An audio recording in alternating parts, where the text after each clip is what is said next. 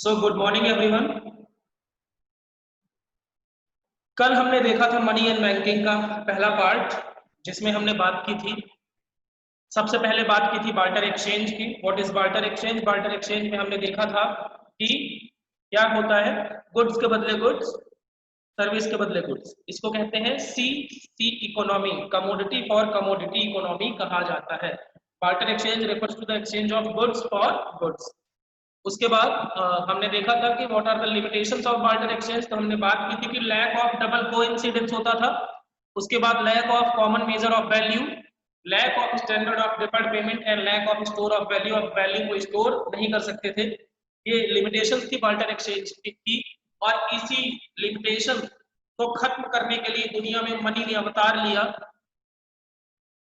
तो definition of money, हमने money के बारे में बात की थी। मनी इज एनीथिंग, मनी कुछ भी है which is generally accepted as medium of exchange, जिसको एक्सचेंज के लिए इस्तेमाल किया जाता है। मेजर ऑफ वैल्यू, जिसमें किसी भी चीज की वैल्यू बताई जाती है। स्टोर ऑफ वैल्यू, मतलब आप अपनी वैल्यू को स्टोर कर सकते हैं फ्यूचर के लिए। And four standard of deferred payment, हम उधारी किसी से लेते हैं और बाद में उसी के रूप में चुकाते हैं। तो ये कहलाएगी डेफिनेशन ऑफ मनी। उसके बाद हमने इवोल्यूशन ऑफ मनी के बारे में बात की थी कि क्या किस तरीके से मनी इवॉल्व होते होते क्रिप्टो करेंसी यानी वर्चुअल करेंसी में पहुंच गया है। अब फंक्शंस ऑफ मनी हमने देखा था। फंक्शंस कौन कौन से? Primary function and secondary function. Primary function क्या था? Medium of exchange and major of value. Medium of exchange मतलब हम कोई भी गुड्स एंड सर्विस किसके एक्सचेंज में खरीदते हैं। मान लीजिए हमें क्लॉथ चाहिए तो हम पैसे देते हैं बदले में, तो वो है मीडियम ऑफ एक्सचेंज। आपको कोचिंग करना है, बदले में पैसे देते हैं। Major of value, major of value का मतलब किसी भी चीज की वैल्यू, वर्थ बताई जाती है इन टर्म्स ऑफ मनी। उसके बाद है आपका standard of deferred payment. Standard of deferred payment का मतलब आज आपने उधार लिया और फ्यूचर में चुकाना है, तो फ्यूचर में अगर आपको रीपे करना है तो मनी के रूप में ही रीपेमेंट किया जाएगा। And store of value, store of value का मतलब आप फ्यूचर के लिए अपना पैसा सेव कर सकते हैं, मनी को सेव कर सकते हैं। तो ये क्या है? Functions of money. हमने फिर डिटेल में इनको देखा था, medium of exchange and major of value. अब सेकेंडरी फंक्शन की हमने बात करनी है, बात की थी standard of deferred payment and store of value. तो ये कल हमने पढ़ा था। अब हम शुरू करेंगे आज की बात, ठीक है।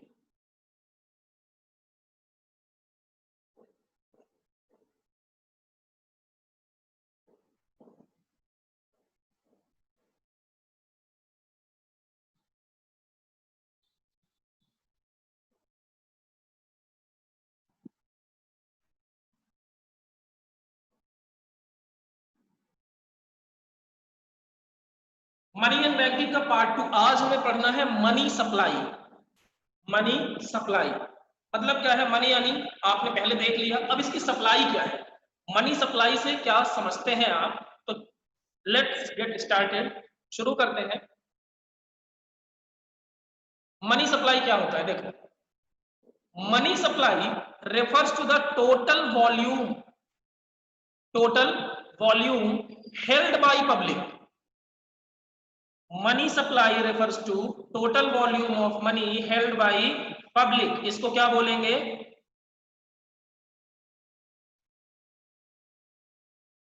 लिखा है यहां ना, total volume of money held by public at particular point of time in an economy. देखो, मनी किसी फॉर्म में हो सकता है, क्वाइंस में हो सकता है, करेंसी नोट्स में हो सकता है, डिमांड डिपॉजिट्स में हो सकता है। अब डिमांड डिपॉजिट क्या है अभी हम समझेंगे थोड़ी देर में।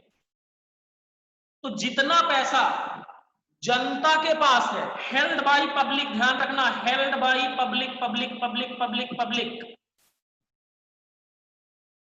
मतलब जितना पैसा जनता के पास है वो किसी पर्टिकुलर पॉइंट ऑफ टाइम में, मान लीजिए 1 जनवरी की हम बात करते हैं, 1 जनवरी 2020, ठीक है। 1 जनवरी के पास लोगों के पास मान लो था, क्वाइंस थे 5,000 करोड़ के। कितने के थे? 5,000 करोड़ के। फिर करेंसी नोट थे, करेंसी नोट यानी नोट जिसको आप करेंसी नोट्स थे 25,000 करोड़ के लोगों के पास थे। और डिमांड डिपॉजिट मतलब उनके सेविंग अकाउंट और करंट अकाउंट में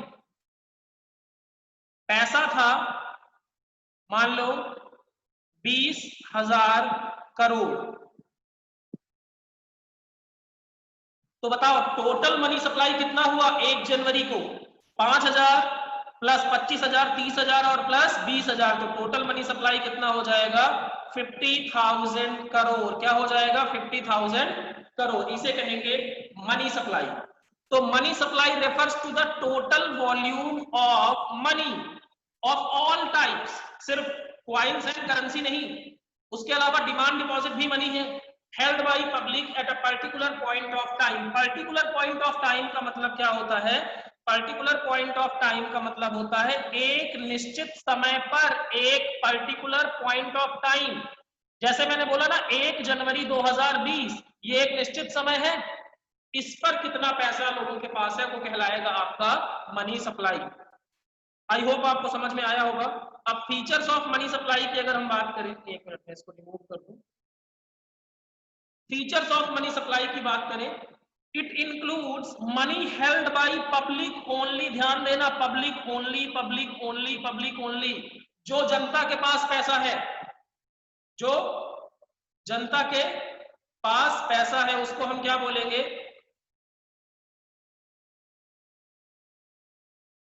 उसको हम क्या बोलेंगे? Money supply. अब जनता में सिर्फ ऐसा नहीं है कि इंडिविजुअल्स आएंगे, बिजनेस फर्म भी आएंगी। मतलब इंडिविजुअल्स यानी मैं और आप, इंडिविजुअल्स इंडिविजुअल्स यानी आम आदमी, और बिजनेस करने वाले फर्म, बिजनेस फर्म्स, इन दोनों को ही शामिल किया जाएगा। मतलब जो लोग पैसे का इस्तेमाल करते हैं उन्हें ही शामिल किया जाएगा, पैसे बनाने वालों को शामिल नहीं किया जाएगा। बैंक तो पैसा बनाते हैं, रिजर्व बैंक ऑफ इंडिया पैसा बनाता है, तो मनी क्रिएटिंग सेक्टर को इंक्लूड नहीं किया जाएगा, मनी यूजिंग सेक्टर को इंक्लूड किया जाएगा। क्यों? क्योंकि हमें पता लगाना है कि देश में पैसा है कितना लोगों के हाथ में। बैंक वाला पैसा तो यूज नहीं आता। फिर it does not include money creating sector, जो मैं अभी आपको बोल रहा था, गवर्नमेंट एंड बैंकिंग सिस्टम में जो पैसा है, सरकार के पास जो पैसा है वो जनता के काम में नहीं आएगा। बैंक में जो पैसा है वो जनता के काम में नहीं आएगा, उसको विड्रॉ करना पड़ेगा, तो उसे इंक्लूड नहीं किया जाएगा। बेसिकली हम ये देखना चाहते हैं मनी सप्लाई में कि देश में करेंसी कितनी सर्कुलेशन में है, बाजार में पैसा कितना है, ये हम देखना चाहते हैं। कहां? मनी सप्लाई में। उसके बाद है it is a stock concept. Stock concept ये आपने 11th में पढ़ा होगा, flow concept and stock concept. जब किसी भी चीज को पर्टिकुलर पॉइंट ऑफ टाइम मैं कह रहा हूं ना, या पॉइंट ऑफ टाइम, जैसे मैंने बोला 1 जनवरी 2020, ये क्या है? Point of time. अगर इसमें मेजर किया जाता है, इसमें मापा जाता है, तो हम कहेंगे कि वो स्टॉक है। लेकिन अगर मैं ऐसे बोलूं कि ड्यूरिंग 1 ईयर, एक वर्ष में, ड्यूरिंग 1 ईयर, तो ये क्या हो जाएगा? ये हो जाएगा फ्लो कंसेप्ट, ये हो जाएगा आपका फ्लो कंसेप्ट। तो money supply particular point of time में मेजर किया जाता है, इसलिए ये कहलाता है आपका स्टॉक कंसेप्ट। अब इससे रिलेटेड डाउट हो तो जल्दी से पूछिए।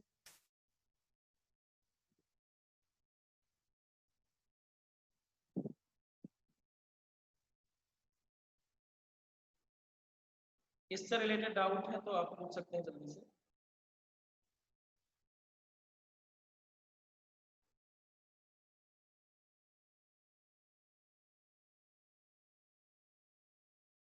थर्ड पॉइंट, स्टॉक कंसेप्ट का मतलब होता है यार, देखो 2 तरह की चीजें होती हैं, आप समझो।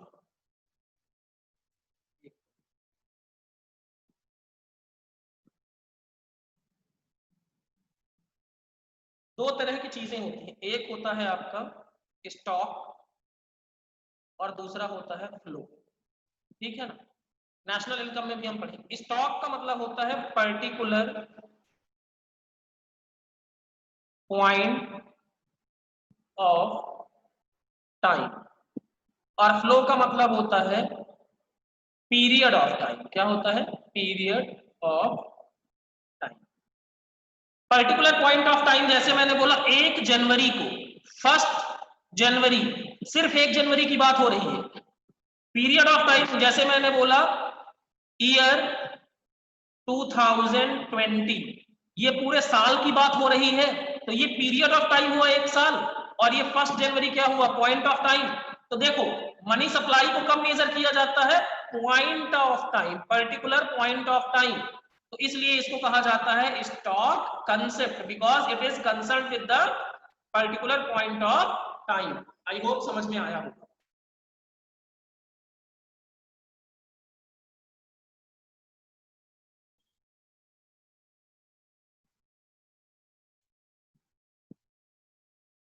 ठीक है,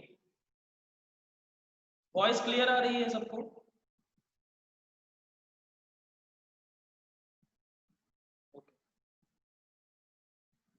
आगे चले।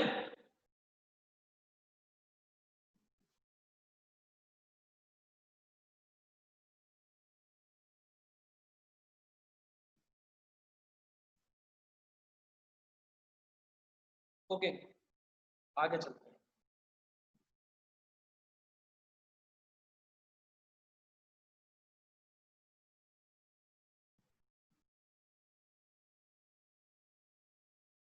अब देखो कंपोनेंट्स ऑफ मनी सप्लाई की बात करें तो कंपोनेंट्स ऑफ मनी सप्लाई मतलब किन किन चीजों से मनी सप्लाई मिलकर बनती है। तो कंपोनेंट्स ऑफ मनी सप्लाई में पहला जो है वो है करेंसी। अब करेंसी में 2 चीजें आती हैं, एक आता है क्वाइंस, जैसे 1 रुपए का सिक्का, 2 रुपए का सिक्का, 10 रुपए का सिक्का, 5 रुपए का सिक्का, ये आता है क्वाइंस। और दूसरा आता है करेंसी नोट्स, जैसे ये नोट्स आपके बने हुए हैं, तो ये 2 चीजें आएंगी करेंसी में। एंड डिमांड डिपॉजिट, देखो डिमांड डिपॉजिट करेंसी नहीं है, डिमांड डिपॉजिट करेंसी नहीं है लेकिन वो मनी है। अब डिमांड डिपॉजिट का मतलब क्या होता है कि हम क्या करते हैं, फ्यूचर के लिए पैसा बचा के रखते हैं, हम मान लीजिए बैंक में जाके डिपॉजिट कर देते हैं। डिमांड का मतलब होता है मांग, क्या होता है, डिमांड का क्या मतलब होता है, मांग, ठीक है, और डिपॉजिट यानी जमा। तो जब हम बैंक से पैसा मांगेंगे तभी बैंक हमको पैसा दे देगा, मतलब हमारे मांगने पर हमारा पैसा अगर बैंक दे देगा तो उस डिपॉजिट को बोला जाएगा डिमांड डिपॉजिट। क्या बोला जाएगा, डिमांड डिपॉजिट। जैसे सेविंग बैंक अकाउंट होता है, आप जब चाहे बैंक से पैसा निकाल लेते हैं। आपका करंट अकाउंट बिजनेसमैन का होता है, वो जब चाहे तब वहां से पैसा निकाल लेते हैं। तो इन 2 चीजों को मिला के बनेगा आपका क्या, मनी सप्लाई। मैंने बात की थी ना कि जितना पैसा जनता के पास है, जितना पैसा जनता के पास है, तो money supply currency plus demand deposit, ये आएगा आपका, किसमें आएगा, कंपोनेंट्स ऑफ मनी सप्लाई। कोई डाउट हो तो पूछिए जल्दी से, क्विक।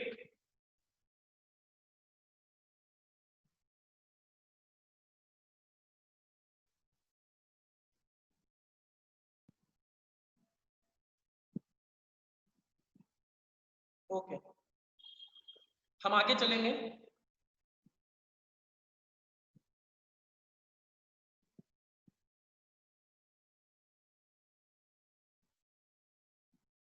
अब मेजर्स ऑफ मनी सप्लाई ये क्या है, देखो रिजर्व बैंक ऑफ इंडिया ये क्या करता है, मॉनेटरी पॉलिसी बनाता है, RBI Reserve Bank of India, जिसके बारे में हमें डिटेल में पढ़ना है।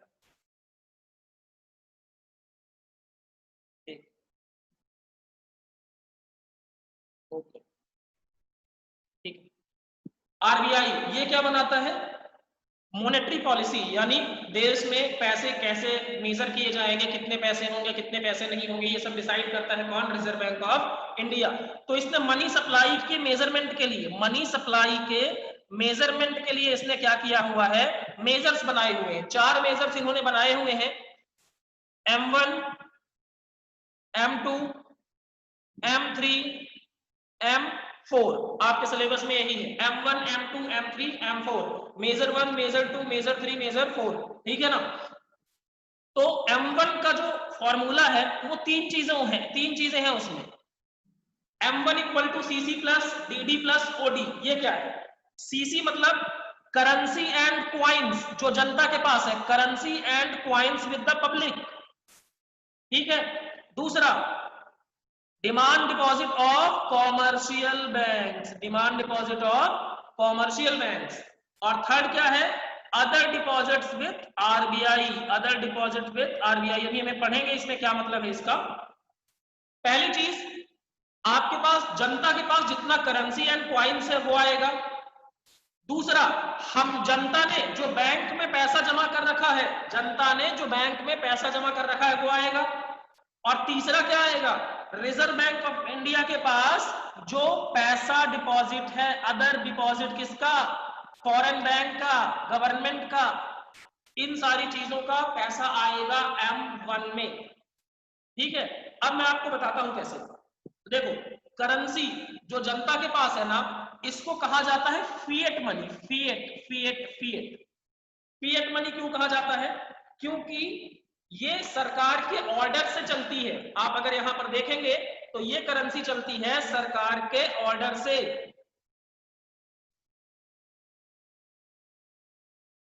एक मिनट,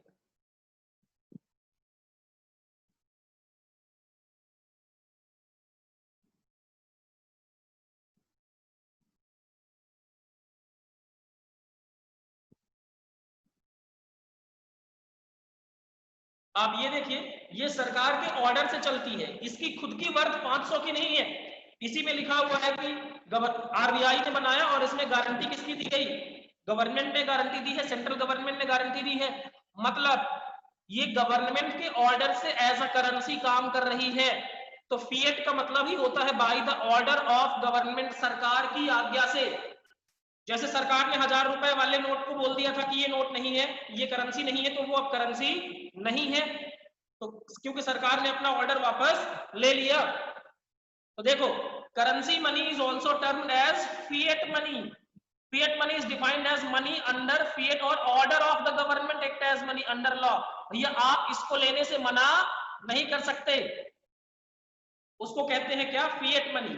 इसको लीगल टेंडर भी कहा जाता है। लीगल टेंडर मतलब, लीगल टेंडर मतलब आपके उधार है, अगर आपको किसी चीज का पेमेंट करना है तो आप पैसे, आप अगर ये 500 रुपए का नोट देंगे तो कोई भी मना नहीं कर सकता, कोई भी मना नहीं कर सकता। लीगल टेंडर का मतलब यही होता है, लीगल टेंडर यानी सरकार का टेंडर, आप इसको लेने से मना नहीं कर सकते।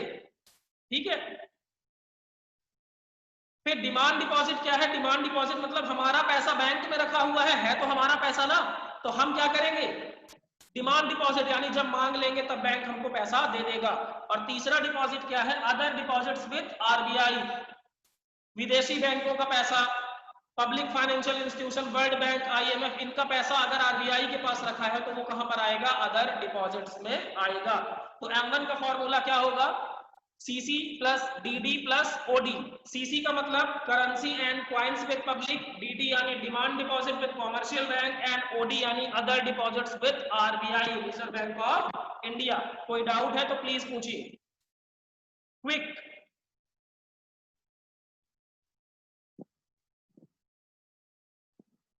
जल्दी से।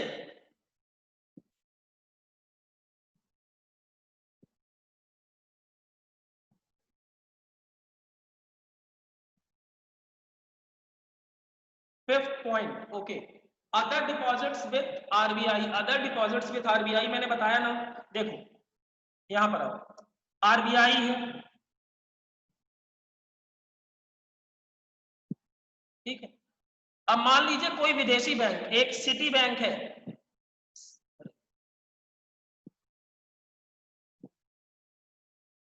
एक, देखो यहां पर ऊपर देखना, आरबीआई है, ठीक है। अब आरबीआई के पास मान लो एक फॉरेन बैंक है, अमेरिका का सिटी बैंक, CITI बैंक, इसका कुछ पैसा डिपॉजिट है। वर्ल्ड बैंक है, नाम सुना होगा, इसका कुछ पैसा डिपॉजिट है, कहां, आरबीआई में। आईएमएफ, इंटरनेशनल मॉनेटरी फंड, इसका पैसा आरबीआई में डिपॉजिट है, तो इसको बोलेंगे अदर डिपॉजिट्स विद आरबीआई। क्या बोलेंगे, अदर डिपॉजिट विद आरबीआई। ठीक है, आई होप अब क्लियर होगा डाउट। प्लीज अगर डाउट है तो फिर पूछिए।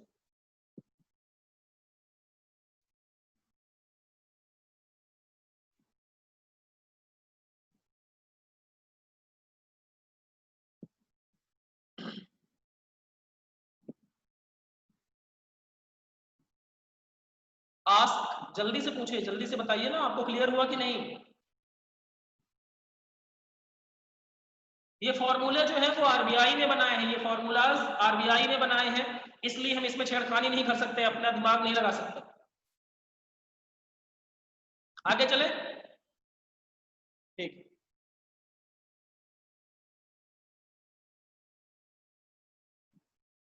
अब आते हैं M2 की बात करते हैं। M2 में क्या होगा, M1 में क्या था हमने पढ़ा अभी, currency and coins plus demand deposit plus other deposits with RBI, और इसमें एक चीज और जोड़ दी जाएगी, saving deposit with post office bank. Saving deposit with post office bank, क्यों? क्योंकि पोस्ट ऑफिस में कोई चेक नहीं मिलता, पोस्ट ऑफिस में कोई चेक नहीं मिलता, आप चेक से पैसा निकाल नहीं सकते।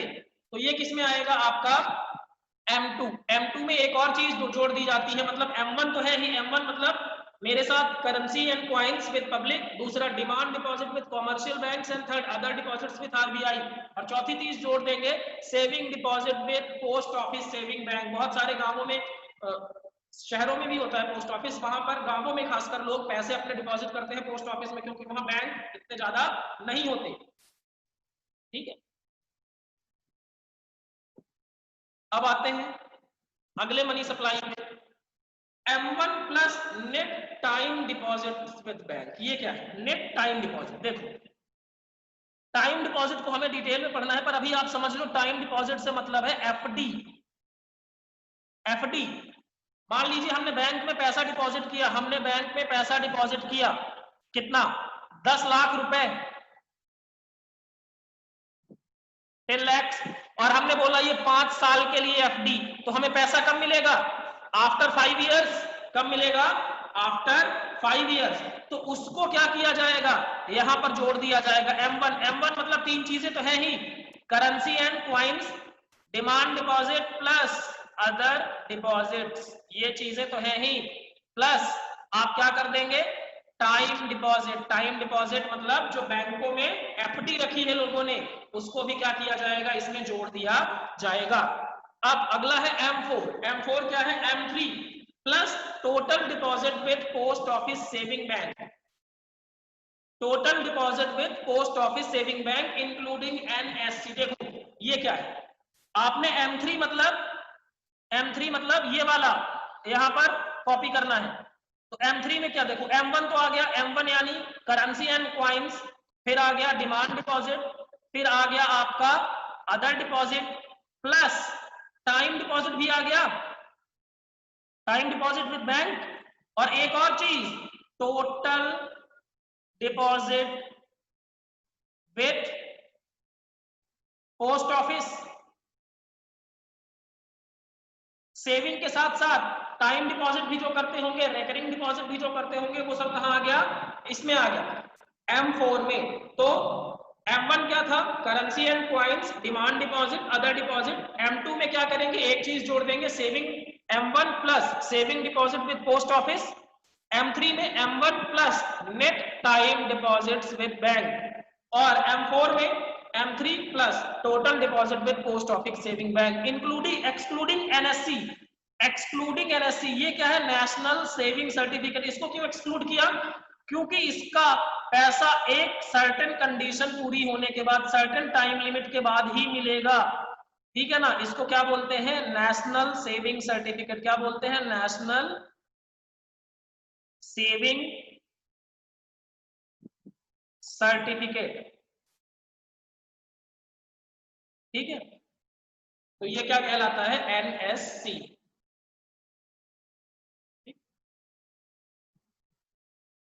कोई डाउट हो तो पूछिए।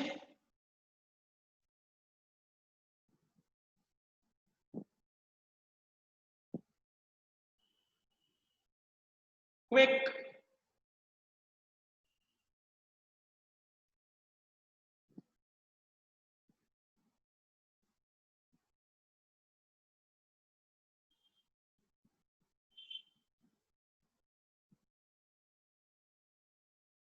चलिए ठीक है, आगे चलते हैं। आई होप क्लियर होगा डाउट। अब ये मैंने इसका शॉर्टकट बनाया हुआ है, आप देख सकते हैं। मेजर्स ऑफ मनी सप्लाई में सबसे पहले है आपका M1। M1 में क्या है? Currency and coins with public, demand deposit of commercial banks and other deposits with reserve Bank of India. ठीक है। फिर M2। M2 देखो, M1 से ज्यादा पैसा कहां होगा? M2 में होगा। M2 से ज्यादा पैसा M3 में, और M3 से ज्यादा पैसा M4 में, क्योंकि इसमें ज्यादा चीजें आएंगी। अब देखो M1 में, M2 में क्या किया? M1 तो है ही, मतलब ये तो है ही, इसके साथ साथ क्या कर दिया? Saving deposit with post office saving bank जोड़ दिया, तो इसका पैसा बढ़ गया। उसके बाद M3 में M1 तो है ही, टाइम डिपॉजिट विद बैंक भी जोड़ दिया गया, और M4 में M3 के साथ साथ total deposit with post office जोड़ दिया गया। तो ये कहां पर आ जाएगा? M। अब मैं अगर आपसे सवाल पूछूं कि पैसा सबसे ज्यादा कहां है, पैसा सबसे ज्यादा कहां है, तो आप क्या बोलेंगे? M1। M1 में सबसे ज्यादा पैसा है, तो इसलिए इसको कहा जाता है नैरो मनी। क्या? सॉरी, M1 में सबसे कम पैसा है। आप देखें ये शेप जैसे बना हुआ है ना, जैसे जैसे आप मेजर बढ़ाते जा रहे हैं वैसे वैसे आपका शेप बड़ा हो रहा है। शेप बड़ा हो रहा है मतलब पैसा ज्यादा आ रहा है। तो M1 को क्या बोला जाता है? Narrow money. क्या बोला जाता है? Narrow money. सबसे कम पैसा किसके पास? M1 के पास, इसलिए बोला गया नैरो। और सबसे ज्यादा ब्रॉडर कौन है? M4। क्यों? क्योंकि इसमें बहुत पैसा है। M3 प्लस टोटल डिपॉजिट, सारा पैसा इसमें आ गया। तो मतलब देखो, जैसे जैसे आप मेजरमेंट, M1 में सबसे कम पैसा, फिर M2 में उससे ज्यादा, M3 में उससे ज्यादा, M4 में उससे ज्यादा। तो ये रहा आपका टोटल डिपॉजिट। कोई डाउट हो तो प्लीज पूछें।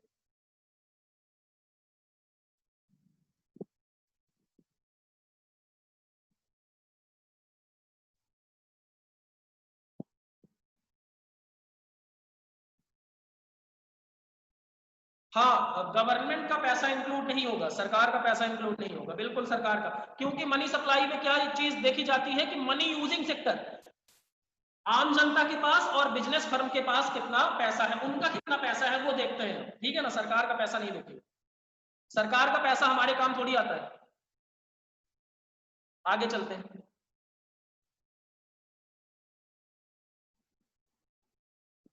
Important facts about measures of money of supply क्या है? देखो, मैंने जो बोला ना, sorry, four measures of money supply represent different degrees of liquidity. Liquidity मतलब तरलता। देखो M1 मोस्ट लिक्विड, क्योंकि आप इजीली उसको क्या कर सकते हैं? इजीली क्या कर सकते हैं? आप उसका इस्तेमाल कर सकते हैं, क्योंकि करेंसी एंड कॉइन्स आप तुरंत निकाल सकते हैं। Other deposit, sorry, other deposits means, sorry, आपका डिमांड डिपॉजिट आप तुरंत यूज कर सकते हैं। और M4 क्या है? Least liquid. लीस्ट लिक्विड कौन होगा? M4। लिक्विड मतलब, लिक्विड मतलब होता है कि अवेलेबल टू यूज, आप किसे जल्दी यूज कर सकते हैं, वो है लिक्विड। तो M1 is highly liquid and M4 is least liquid. फिर M3 is widely used as measure of money supply. M3,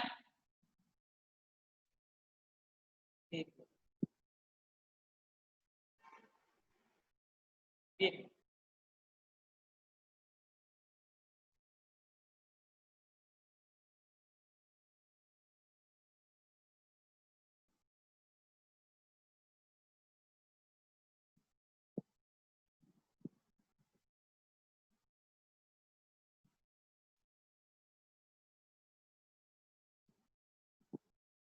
है ना।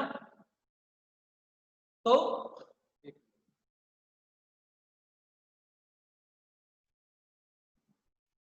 M3 is widely used as measure of money supply। M3 को मेजरली यूज किया जाता है money supply के लिए। It is also known as aggregate monetary resources of society. देखो होता क्या है, M3 का फॉर्मूला अगर आप देखेंगे तो M3 में क्या चीजें थी, आप देखिए।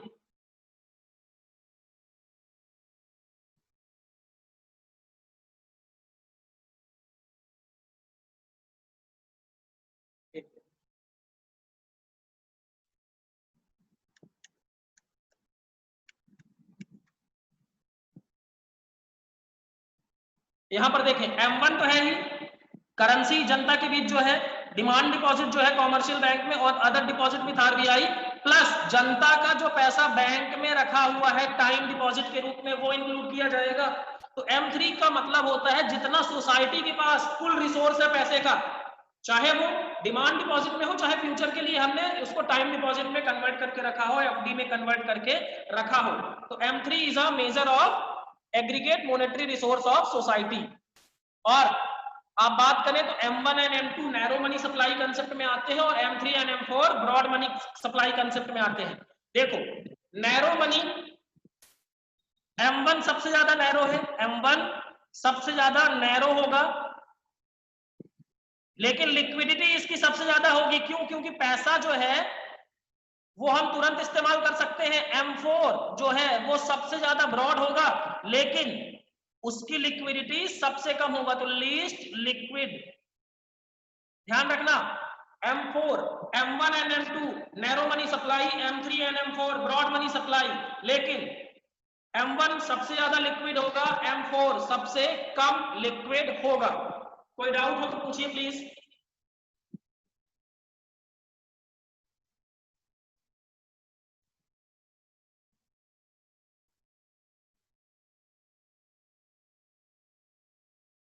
तो ये रहा आपका कंप्लीट मनी सप्लाई, ठीक है ना, जिसमें हमने पढ़ा कंपोनेंट्स ऑफ मनी सप्लाई, फिर मेजर्स ऑफ मनी सप्लाई, ठीक है, और उसके बाद important facts about measures of money supply.